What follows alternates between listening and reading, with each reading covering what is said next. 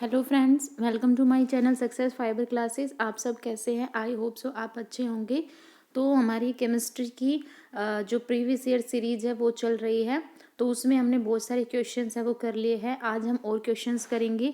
Basically ये जो questions है हमारे एटॉमिक स्ट्रक्चर से रहेंगे, ठीक है, और जो स्टेट्स ऑफ मैटर है उनसे भी रहेंगे, ठीक है। तो चलिए हम देखते हैं वीडियो को। सबसे पहला क्वेश्चन है वो इसमें क्या कह रहा है कि जो पोटाशियम है उसका एटॉमिक नंबर है वो 19 होता है, तो इसका मास नंबर है वो 39 होता है। तो ये कह रहा है कि इसमें ना आपको बताने हैं नंबर ऑफ न्यूट्रॉन कितने होंगे, ठीक है। तो न्यूट्रॉन निकालने का फॉर्मूला क्या होता है कि मास नंबर में से एटॉमिक नंबर है उसको सब्ट्रैक्ट कर दो, ठीक है। तो क्या आता है हमारा न्यूट्रॉन है वो निकल कर आते हैं। तो मास नंबर में से एटॉमिक नंबर सब्ट्रैक्ट करके हमारा आंसर 20 आता है। तो इसका मतलब इसका आंसर क्या होगा, फर्स्ट है वो राइट होगा। उसके बाद नेक्स्ट क्वेश्चन कह रहा है what is the number of electrons that can be place in the L orbital. L orbital में कितने इलेक्ट्रॉन्स है वो रखे जाते हैं।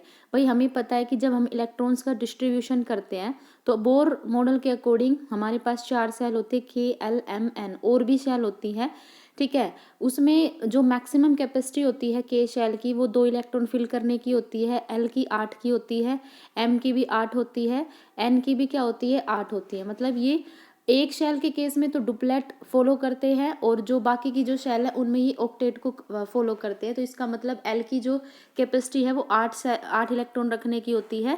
उसके बाद नेक्स्ट क्वेश्चन है according to postulate of Bohr model. यहाँ पर जो ये क्वेश्चन है ना, जो अभी तक 2 क्वेश्चन आए हैं, ये 9th क्लास में जो एटॉमिक स्ट्रक्चर है उसके भी है और फिर इसका लेवल 11th क्लास तक का जाएगा, ठीक है। नेक्स्ट क्वेश्चन है according to postulate of Bohr model of atom. जब हम एटम की बोर मॉडल एटम की पोस्टुलेट पढ़ते हैं तो ये कह रहा है कि what happen when electron absorb a photon of energy, ठीक है। भाई बोर मॉडल की एक पोस्टुलेट होती है, ठीक है। उसमें क्या कहता है बोर मॉडल, वैसे 6 पोस्टुलेट होती है लेकिन हम यहाँ पर इसके रिगार्डिंग बात करेंगे कि जब इलेक्ट्रॉन अपनी फिक्स मतलब ऑर्बिट में होता है तो उसकी एनर्जी क्या होती है, कांस्टेंट होती है, ठीक है।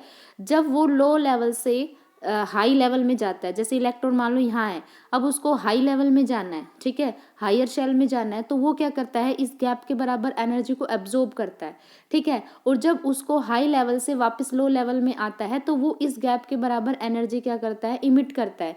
इसने क्या पूछा है कि इलेक्ट्रॉन है वो फोटोन ऑफ एनर्जी कब एब्जॉर्ब करता है, जब वो कहाँ मूव करता है, अपनी नेक्स्ट आउटर ऑर्बिट के अंदर। तो इसका मतलब थर्ड का फोर्थ ऑप्शन क्या होगा, राइट होगा।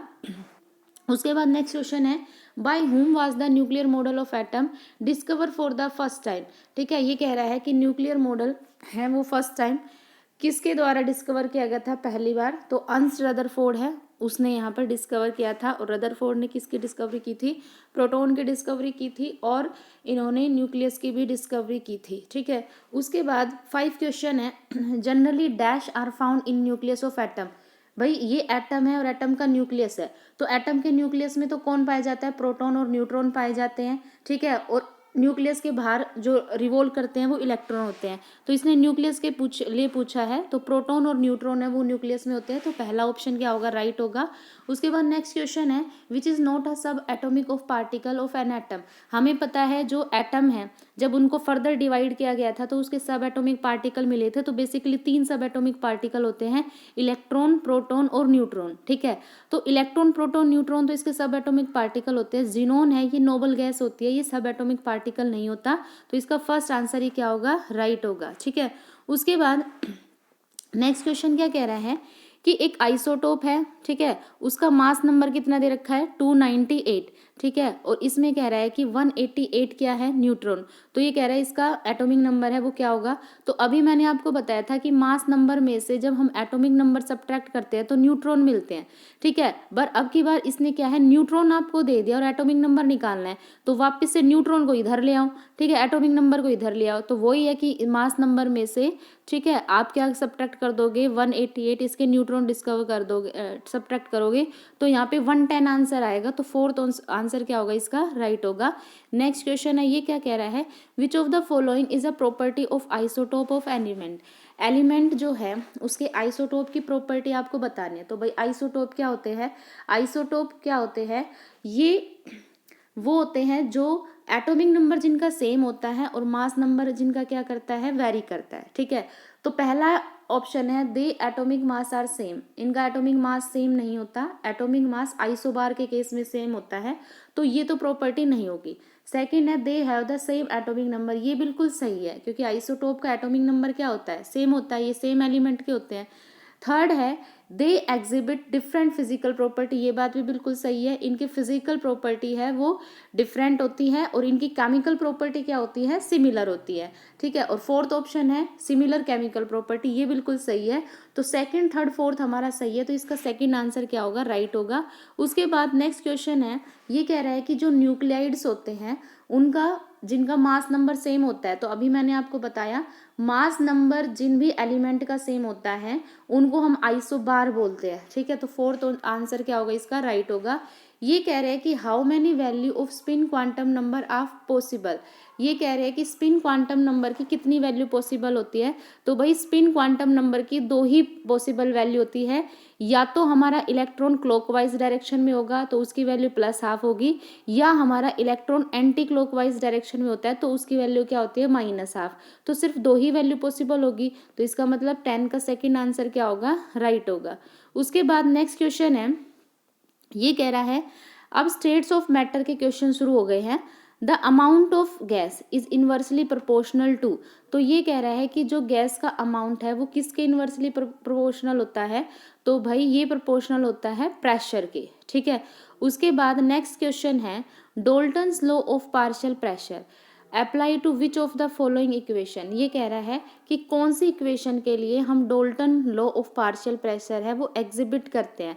तो भाई जो पार्शियल प्रेशर है वो हम गैस के केस में करते हैं, तो यहाँ पे फर्स्ट जो ऑप्शन है CO+H2 यही हमारा क्या है, आंसर बिल्कुल सही होगा, ठीक है। उसके बाद नेक्स्ट क्वेश्चन है, ये कह रहा है कि 4 ग्राम आइडल गैस है वो 5.6 मीटर वॉल्यूम है वो एग्जिबिट कर रही है, तो ये कह रहे हैं इसका मोलिकुलर वेट है वो कितना होगा, ठीक है। तो ये न्यूमेरिकल वाला पार्ट है, न्यूमेरिकल वाला पार्ट हम नेक्स्ट वीडियो के अंदर कवर करेंगे, अभी हम सिर्फ थ्योरेटिकल कर रहे हैं, ठीक है। न्यूमेरिकल वाला पार्ट हम बाद में करेंगे। उसके बाद है according to Boyle's law, Boyle's law के अकॉर्डिंग यहाँ पर आपको स्टेटमेंट पढ़नी है और फिर बतानी है। भाई बॉयल्स लॉ क्या कहता है, बॉयल्स लॉ टेम्परेचर कांस्टेंट की बात करता है। बेसिकली यहाँ पर हम 3 लॉ पढ़ते हैं, ठीक है। 4 लॉ होती है, एक एवोगाड्रो लॉ भी होती है, एक होती है बॉयल्स लॉ, एक होती है चार्ल्स लॉ, एक होती है गे-लुसेक लॉ और एक होती है एवोगाड्रो लॉ। जो बॉयल्स लॉ होता है वो तो टेम्परेचर कांस्टेंट की बात करता है, जो चार्ल्स होता है ये प्रेशर कांस्टेंट की बात करता है, गे-लुसेक है ये वॉल्यूम कांस्टेंट की बात करता है, ठीक है। और एवोगाड्रो है वो नंबर ऑफ मोल्स की बात करता है, ठीक है। तो बॉयल्स लॉ क्या कहता है कि कांस्टेंट टेम्परेचर पर क्या होता है, जो प्रेशर है और जो वॉल्यूम है, ठीक है, प्रेशर है वो वॉल्यूम के क्या होता है, इन्वर्सली रिलेट होता है, ये कौन कहता है, बॉयल्स लॉ, ठीक है। तो यहाँ से अगर मैं प्रोपोर्शनलिटी का साइन हटाती हूँ तो यहाँ पे एक कांस्टेंट इंट्रोड्यूस होगा, जैसे मैंने इसको बोल दिया K/V, और यहाँ से जब हम इसको इधर लेकर जाते हैं तो PV हमारा किसके बराबर आता है, कांस्टेंट के, तो कौन से ऑप्शन में है, सेकेंड ऑप्शन में, ठीक है। उसके बाद नेक्स्ट क्वेश्चन है according to which law volume of gas at constant temperature is inversely proportional to pressure, ये हमने अभी पढ़ा था। टेम्परेचर कांस्टेंट की बात सिर्फ बॉयल्स करता है, प्रेशर है वो वॉल्यूम के क्या होता है, इन्वर्सली रिलेट होता है, तो इसका फर्स्ट आंसर क्या होगा, राइट होगा। उसके बाद नेक्स्ट क्वेश्चन है, ये कह रहा है कि what is the temperature at which volume of gas becomes 0, कि ये कह रहा है कि किस टेम्परेचर पर गैस की वॉल्यूम है वो 0 हो जाती है, ठीक है। तो भाई जो एब्सोल्यूट 0 टेम्परेचर होता है ना उस पर गैस की वॉल्यूम क्या होती है, 0 होती है, ठीक है। ये आपको सिर्फ याद रखना है। उसके बाद नेक्स्ट क्वेश्चन है which of the following roles is not related to gas, भाई मैंने आपको अभी बताया था कि स्टेट ऑफ मैटर में हम 4 लॉ की बात करते हैं, बॉयल्स लॉ की बात करते हैं, एवोगाड्रो की बात करते हैं, चार्ल्स की बात करते हैं, ठीक है, और गे-लुसेक की लॉ बात करते हैं, जूल्स लॉ की हम बात नहीं करते, तो इसका सेकेंड आंसर राइट होगा। उसके बाद नेक्स्ट क्वेश्चन है, ये क्या कह रहा है कि आइडल गैस है, ठीक है, और उसका टेम्परेचर है 27 डिग्री सेल्सियस, ठीक है। ये कह रहा है कि इसको हीट किया जाता है कांस्टेंट प्रेशर पर अंटिल इट्स वॉल्यूम डबल, मतलब जब तक कि इसकी वॉल्यूम डबल ना हो जाए इसको हीट किया जाता है, ठीक है। तो यहाँ पर बताना है आपको टेम्परेचर, ठीक है।